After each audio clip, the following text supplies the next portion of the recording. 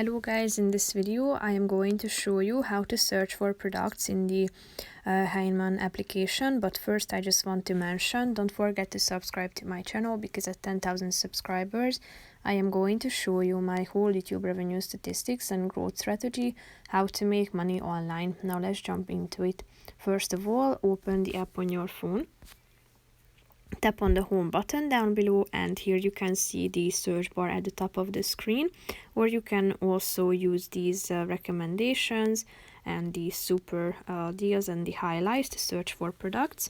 Tap on the search bar, and here you can see the top search terms that you can use, but feel free to type in your own product or category that you are looking for.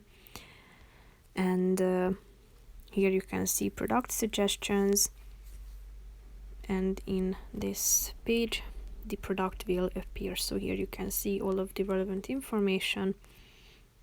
So basically that's it. You can check out the details as well and the pictures attached.